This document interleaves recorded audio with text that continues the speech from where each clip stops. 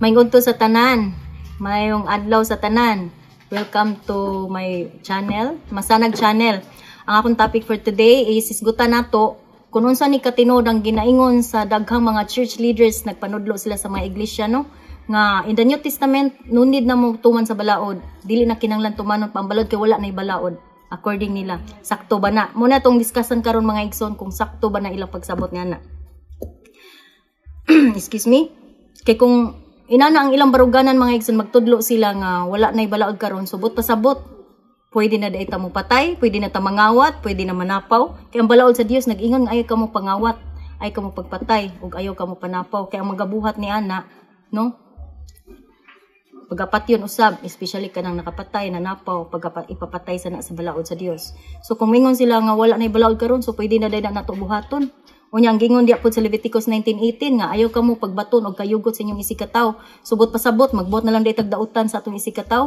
Kay ang balaod sa Dios nag-ingon man nga higugma imong isikataw sama sa imong kagalingon. Og gingon pud diha sa Exodus 20 niingon ang Dios, ang balaod sa Dios nag-ingon, ayaw kamo pagbaton og laing Dios, gawas kanako lamang. Kay ang Dios siluso abuguan ang Dios. Subot pasabot pwede na sa nato dili tumanon, no? Ang dakong sugo ngingon diha sa Deuteronomy chapter 6 verse 5 niingon nga higugmaa ang Dios sa tibok nimong kasing-kasing kalag ug kusog. So but pasabot kay wala na balaod dili na nato tumanon. Ipakawalay bili lang na nato. Unsa naman ang klase nga pagtulunan ka mga igsoon wala ka ta nangasayop ni ana sa ato ang pagsabot.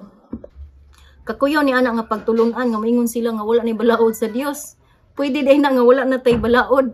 Dili na pwede mga igsoon. Ingon sila nakatunan kuno na nila sa Biblia kay gisulat kuno ni Apostol Pablo. Atong susihon unsay gisulat ni Apostol Pablo na.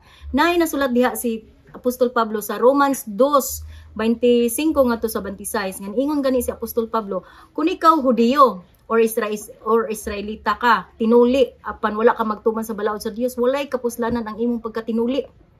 Apan kung ikaw hintil, dili ka tinuli, apan tungod sa konsensya, no? Tungod sa konsensya sa kahibalo, unsay maayo, unsay di maayo, nagbuhat ka unsay sakto ug angay.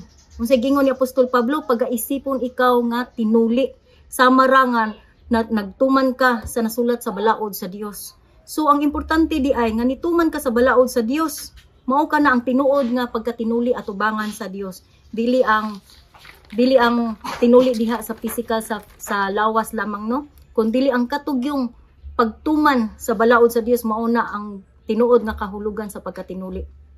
Napagisulat si Apostol Pablo diha sa Roma 3:31. Ningon siya nga gipakawalay bili na ba nato ang balaod tungod lang sa pagtuo? Ningon siya God forbid. But pasabot sa Bisaya pa, ipalayo ka na sa Dios kanako nga ako magatudlog sama ni ana. Ningon siya, gipakawalay bili na ba nato ang balaod sa Dios tungod sa pagtuo? Ningon siya, palayo ka na. God forbid. Ningon siya. So klaro kay no grave kaayo ang statement ni Apostol Pablo ni ana nga dako gyud sa iyang unahuna og kasing-kasing nga wala gyud siya dili gyud siya magtudlo og sama ni ana nga mingon siya nga tungod sa pagtuo dili na tumanon ang balaod. No, never gid na niya gi-preach kay nga tungod kay niabot ang grasya dili na tumanon ang balaod. Pero yet pastors today so sad nagtudlo nga tungod sa grasya wala ni balaod dili na kinahanglan tumanon ang balaod. Nga si Apostol Pablo niingon gani nga God forbid. Sama ra nga ingon siya nga ipalayo ka na sa Dios kanako nga magtudlo akog sama ni ana nga tungod sa grasya wala na bili ang balaod, no? Grabe kaayo ka grave ang statement ni Apostol Pablo ana. So unsa kasukwahi ang gisulat ni Pablo og sa ilahang mga gitudlo sa mga modern churches karon. Napagingon si Apostol Pablo diri sa Romans chapter 6 verse 1. Ingon siya ha, unsa may atong ikasulti karon? Magpadayon ba kita sa pagpakasala aron modagaya ang grasya sa Dios? Niingon na sad siya sa verse 2, God forbid, palayo ka na, no? Ningon na sad siya nga ipalayo ka na sa Dios kanato nga magpadayon ta sa pagpakasala tungod kay naabot ang grasya sa Dios. Insya God forbid. Subot pasabot dili gud siya mo-tolerate nga magpadayon ang tao sa pagpakasala tungod kay naabot ang grasya sa Dios. No? Klaro kayo, ningon pagid siya, kay may tungod sa pagpakasala, patay na kita. Busa unsaon man nato pagpadayon sa pagkinabuhi diha sa sala. No? Ingon siya, patay na ta diha sa pagpakasala. Di ba, kung lahi ang makasala mga igsoon, lahi sad ang pagpakasala. Kay ang pagpakasala padayon kasigig padayon sa pagpakasala apon lahi ang makasala. Kay natural tao ta di kali kayon makasala ta panagsano. Pero dili ta kapadayon sa pagpakasala kay ngano man naa na tong balang espiritu bation tag konsensya, grabe atong kaguol kung kita makasala sa Dios. So ingana sa dapat ang mga nahimong Kristohanon ha, nahimong mga Kristohanon dili na taganahan mubuhat og sala. Sama sa giingon ni Apostol Pablo nga patay na ta diha sa pagpakasala. Dili ba ang patay wala nay mahimo, wala nay kahimuan, wala na siya gininhawa, wala siya kusog. Bisan saan pa na nimo wala na gid siya mahimo pa. So sama sa dapat inana ang mga nahimong Kristohanon nga dili na taganahan jud diha maglunang sa pagpakasala sa kasalanan. So inana sa dapat mo nang ingon si Apostol Pablo nga ingon siya nga magpadayon ba kita sa pagpakasala, palayo ka na. Kay unsaon man nato diha pagpadayon sa pagpakasala nga patay naman ta diha sa pagpakasala. So klaro kayo ang pulong sa Ginoo nga wala kay nasabtan sa mga kadaghanan karon. Unsa man gud na ang sala mga igsoon? Ang sala gingon diha sa 1 Juan kapitulo 3 bersikulo 4 nga ang nakasala nakalapas sa balaod sa Dios. Kay ang pagpakasala maoy paglapas sa balaod sa Dios. So timan-an nato ha, ang pagpakasala ko no maoy paglapas sa balaod sa Dios. So samara, example ha. Samara nga if nakabuhat ka og krimen, nakapatay ka or unsay mga dagko kay mga sala imong nabuhat, and then na kuan ka na sentensyahan ka og life sentence, tibok kinabuhi ka mapriso mo na imong punishment. Then naghinulsol ka, nagmahay ka sa imuhang nabuhat, gibati kag paghinulsol nga gusto na ka magbag-o, and then gikaluyan ka, giparoled ka, no? Gitagaan kag amnestia. Unsa may imong response ni ana? No, nahimo na kang gawas nun.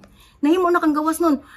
Kung inana ang mahitabo nimo, nakadawat na ka sa grasya sa kaluoy sa kapasayloan sa Ginoong Hesukristo, unya nahimo na kang gawas nun, buot pasabot ba di ay mubalik na sagka sa pagpakasala, mubuhat na sa kagkrimen aron maulipo na sa kagbalik, no? Diha sa bilangguan, dili inana mga igsuon mo nang gingon ni Apostol Pablo nga dili na ta magpadayon diha sa pagpakasala, no? Ana kay ang gingon pag diha sa 1 Juan 3:8 ngadto sa 10 nga ang magpadayon sa pagpakasala anak sa yawa. Klaro kaayo ang Biblia mga igsuon.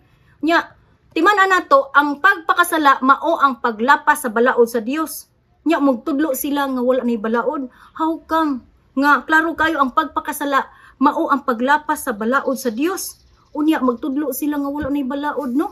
So kan kayo ba kanang sukwahi jud kayo. So pasensya kaayo sa mga naligsan, no, dili na ko tuyo nga pasakitan mo. But ako among gistudyan ng Bible, sukwahi jud kayo ang nasulat ni Apostol Pablo. Kay gingon pa gani diri sa 1 Juan 3:9 nga dili na magpadayon sa pagpakasala or laing buot pasabot, dili na magpadayon sa paglapas sa balaod sa Dios ang mga nahimo ng mga anak sa Dios. Kay ang kinaiya sa Dios anaa naman kaniya. Dili na siya makasala tungod kay ang Dios iya namang amahan, no? So dili na gyud siya ganahan mulunang sa sala, mao na ang katawhan sa Dios, mo na ilhanan. Kay ang mailhan sa nimo ang katawhan nga iya sa yawa kay ganahan gyud siya magbalik-balik gyud siya sa pagbuhat og kasalanan. Bisan gikaluy-an na siya, gigrasya na siya, nibalik lang gyud gihapon. So mo na mga igsuono nya nagingon sila nga nagtudlo daw si Apostol Pablo. Ingon kadungog ko kadaghan ingon sila nga nagtudlo daw si Apostol Pablo nga dili naman ta ilalom sa balaod kun dili sa grasya na. Mao nang nunid na tamutuman sa balaod. Sakto ba na mga igsuon? Naigingon diri ato basahon sa Roma kapitulo 6 bersikulo 14 nga kinahanglan nga dili na kamo magpaulipon sa sala. Klaro na to mga igsoon ha, balik ko na ko pagbasa. Ingon si Apostol Pablo, Roma 6:14, kinahanglan nga dili na kamo magpaulipon sa sala kay dili naman kamo ilalom sa balaod kun dili ilalom na sa grasya sa Dios. So, consistent raman ang gisulti ni Apostol Pablo, dili na kamo magpaulipon sa sala. Buot pasabot dili na lagi mo padayon magbalik-balik og buhat og sala or magpaulipon sa sala kay dili naman kamo ilalom sa balaod. Nya kun inana moingon ka maison nga dili na ta ilalom sa balaod, moingon na day nang uban. Di na lagi ta ilawom sa balaod. Mo nang dili na nato tumanon ang mga balaod sa Dios. Sayop mga igsoon, dili na ang but pasabot ana mga igsoon. Unsa man day nang ilalom sa balaod or under the law? Pasabton ta mo mga igsoon unsa na ang under the law. Ang under the law mga igsoon, like for example, you are a criminal or tawo ka nakabuhat kag krimen, so nahimo kang kriminal. So nya dayon naay nagsampa nimo og kaso, na nalutsan kag warrant of arrest. then you are under the law. Gukduno na ka sa balaod. Kanamura na kag kanang naay balaod nga naggunit nimo nga you are under that law nga dakpuno na ka. You are bound to kuana kanang ka prisuho na ka or unsa ba edit penalty ka. Sama ra pud na og kanang leon nga gitangag na kasi leon ang panga sa leon or ang say tawag ani ang ngipon sa leon nakataop na diha sa imong liog dili na ka makalingkawas ni ana. Mao na siya ang under the law mga igsoon ilalom sa balaod no tungod kay unsa man napagingon diha sa 2 Corinto 3 versikulo 6 nga ang litra sa balaod mupatay apan ang espiritu maghatag og kinabuhi. The letter of the law kills but the spirit gives life. Tinuod na kay ngano man nganong moingon man si Apostol Pablo diya sa Corinto 2 Corinto 3:6 nga ang litra sa balaod mo patay kay like for example moingon ang balaod nga ayaw pagpatay kay ang mo patay ipapatay sab sa Dios. So ang tao nga murderer natural mamatay jud siya kay according sa balaod man, diba? So mo nang ingon nga ang litra sa balaod mo patay gayud. Ina nakakuyaw ang under the law mga igsoon kay we are all under the law no so wala pa niabot ang grasya we are all under the law. Ngano man nga dili naman ta ilalom sa balaod sa Dios ingon si Apostol Pablo nga dili na ta magpaulipon sa sala kay dili naman kamo ilalom sa balaod kun dili ilalom na sa grasya. Unsa may bot pasabot ani? Ang bot pasabot ni anak mga igsoon dili na ta ilalom sa balaod sa kapungot sa Dios, sa silot sa Dios tungod kay gipasaylo na sa Dios ang tanan natong mga kalapasan sa iyang balaod. Mao nay bot pasabot ni mga igsoon nga we are not no more under the law. We are no more under the law. We are no more under the condemnation that is in the law. So klaro ra mga igsoon ha. Unya ningon na wala nay balaod nga mugukod pa nato or wala nay impierno, silot sa impierno nga nagpaabot ka nato. Kay kita nga nidawat na sa ato ang Ginoong Hesukristo kay nakadawat naman ta og kapasayloan. We are no more under the condemnation of the law. Gani giklaro na ni Apostol Pablo diri sa padayon sa tamayson balik lang tadi atawd.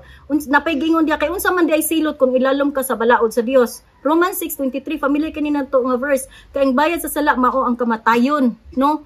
Mao ni siya ang silot kung under the law ka. Ang bayad sa sala is kamatayon but the gift of God is eternal life through Jesus Christ our Lord. So never man jud intaw nagtudlo si Apostol Pablo nga tungod sa grasya wala na dili na nato tumanon ang balaod. So, take note mga igsoon, ibalik na ko mga igsoon.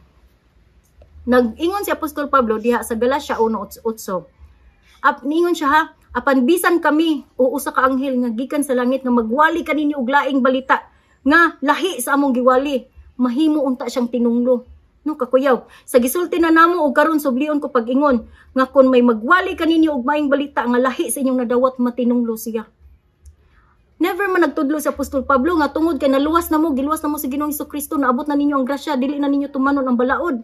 Wala nagtudlo si Apostol Pablo ana og gani ningon pag siya og namo magwali og lahi nga pagwali kaysa ilang winalihan ipatunglo man gani. Sus kakuyaw no delikado jud kay siya. And yet daghan kay nagtudlo karon nga kuno si Apostol Pablo nagtudlo nga wala ni balaod dili na tumanon ang balaod tungod sa grasya. So kwahi jud kaayo no so kwahi jud. Yang mingon sila nga ngano man lagi nga nag-ingon man si Apostol Pablo nga kun mutuman ka sa balaod matagak ka sa grasya. Ato nang basahon ang ilang verse nga giingon. Galatia 5:4. Unsa giingon Apostol Pablo? Kamo nga naning kamot nga isipon sa Dios nga matarong pinagi sa pagtuman sa balaod na himulag hinuon kang Kristo ug sa grasya sa Dios. So sabto na to og tarong mga igsoon unsay giingon?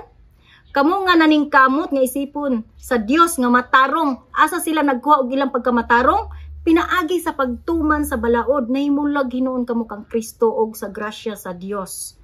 So sayop dyan na siya tinuod mga igsoon. It does not mean mga igsoon nga di na mo mutuman balaod. Maingon mo nga, kakuyo di mutuman og balaod, matagak mo ta sa grasya sa Dios. Dili. Ang giingon ni Pablo, kang kinsa katong tao nga nagpakamatarong diya sa pagtuman sa balaod. Pasabton ta mo unsan ang mga igsoon ha. Usara ang nakatuman 100% sa righteousness of the law. Walay laing tao nga nakapastar ni anak nga 100% perfect yun yan natuman ang balaod sa Dios. Only our Lord Jesus Christ. Wala na lain pa. For God requires perfection. Siguro kita nakatuman ta at some point pila ka sugo sa Ginoo natuman na to. Pero dili kita ka perfect, never and never gid kay we are ang atong fully nature dili jud makatuman ni ana. Unlike sa atong Lord Jesus Christ nga dili gid siya makasala. Therefore matuman jud niya perfectly ang balaod sa Dios. Walay laing gimatarong sa Dios pinaagis pagtuman sa balaod sa Dios kun dili si Ginoong Hesukristo lamang. No, klaro kay na sa Biblia. Therefore, kay wala man day tay pagkamatarong pinaagi sa pagtuman sa balaod, nisandig ta karon sa atoang Ginoong Hesukristo, nagpalaban ta niya karon. No, siya na ang atong gihimong pagkamatarong nga samara nga namatarong ta sa Dios pinaagi sa iyang balaang espiritu nga nipuyo diri sa sulod nato. Naadi gisulat sa Romans 8 versikulo 3, ang wala mahimo sa balaod tungod sa kahuyang sa tao gihimo sa Dios. Gihukman, gibuntog niya ang sala diha sa kinaiya sa tao pinaagi sa unsa? Pinaagi sa pagpadala sa iyang anak nga mianhi ingon nga tao aron paglaglag sa sala. So sa verse 4 sa Romans 8, gihimo kini sa Dios aron ang katarungan or ang justice nga gipangayo sa balaod matuman dinhi kanato nga nagkinabuhi na sumala sa espiritu dili sumala sa tawhanong kinaiya nga which is ang mao ang pagpakasala. No? Giklaro pa jud na ni Apostol Pablo kung unsa jud nang not under the law, we are no more under the law. Klaro kay giingon diri ni Apostol Pablo Galatia 3:13 nga Christ has redeemed us from the curse of the law. No, giluwas kita niya gikan sa pagkatinunglo diha sa balaod, gikan sa silot sa balaod. Unsa gitong silot sa balaod? Kamatayon. Kay ang paglapas sa balaod, no, mao ang sala ug ang bayad sa sala kamatayon. Unya ingon pag diri sa Romans 8 verse 2, for the law of the spirit of life in Christ Jesus hath set me free from the law of sin and death. No, giluwas dita pinaagi sa espiritu ni Kristo nga naa kanato, giluwas ta niya gikan sa balaod nga nagdala og balaod sa sala ug nga nagdala og kamatayon. No, so klaro kaayo, it does not mean nga we are no more under the law, di na natubuhaton, di na tutumanon ng balaod, sayop na nga pagsabot mga igsoon. What does it mean nga we are no more under the law is wala na diha ang condemnation sa balaod, gipasaylo na. But it does not mean nga kung gipasaylo na ka, magpakasala di ka balik, aron pasayloon ka balik. So it's dili na sad na mga igsoon, no? So sayop na nga pangisip mga igsoon, sayop na sad nga pagsabot.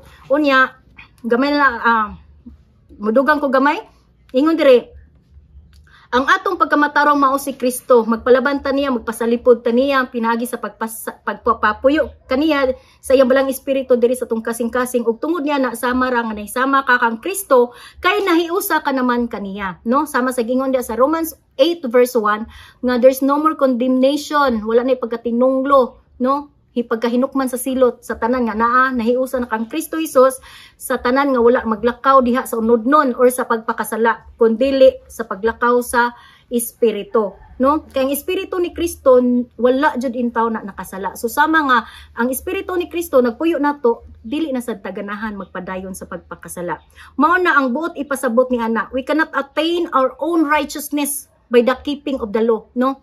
Ang atong pagtuman sa balaod, epekto resulta na lang na sa atong kaluwasan. Salvation first, faith first before good works. Dili kay mubuhat sa ka good works una ka aron ka maluwas. Sayad na nga formula. Ang gitudlo ni Apostol Pablo nga mutuo sa ka mo dawat kas Ginoong Hesukristo aron maluwas ka, and after ana mutuman ka sa balaod. Never gid siyang nagtudlo nga niingon nga tungod sa grasya naluwas na mo dili na tumanon ang balaod. Sayop jud kay na mga igsoon. Timan ang iyang pasidaan ha nga bisan kinsa katong nagwali og lahi nga winalihan kay sa ilang giwali ipatunglo siya sa Dios. Kuyaw kayo mo na mga igsoon. I pray nga ang Ginoo magpasabot kaninyo, maglamdag kaninyo mga igsoon, no, ning gamayng pagpasabot. And lastly mga igsoon, kani nga verse diri sa Mateo 5:17 atong basahon diri sa Mateo 5:17, unsa may mismo gingon sa Ginoong Hesukristo. Klaro kayo diri na sa Mateo 5:17 hangtod sa 19, ingon siya, ayaw ninyo hunahunaan nga mianhi ako aron pagsalikoy sa balaod ni Moises ug sa mga pagtulunan sa mga propeta. Wala ako muanhi aron pagsalikoy niini kundi aron pagtuman hinuon sa hustong kahulugan. Ingon siya sa verse 18, timan kani samtang anaa pa ang langit ug ang yuta, na pa ang langit, na pa ang yuta hantod sa atong panahon. Bisan ang labing gamay nga kudlit o ang labing jutay nga bahin sa balaod dili gayud mahanaw. To hangtod matuman ang tanan. Busa ang dili magtuman bisan sa labing gamay bahin sa kasuguan o magtudlo sa uban sa pagbuhat sa ingon. Mahimong labing ubos sa gingharian sa langit, no? Mahimo di kang labing ubos sa gingharian sa langit kung magtudlo ka nga wala nay balaod. That's the word of God, no? Di man ni nato mabali ang pulong sa Dios. Apan ang magtuman sa balaod ug magtudlo sa uban sa pagbuhat sa ingon, mahimong dako sa gingharian sa langit. So ang magtuman sa balaod sa Dios ug magtudlo sa uban, dako siya sa gingharian sa langit.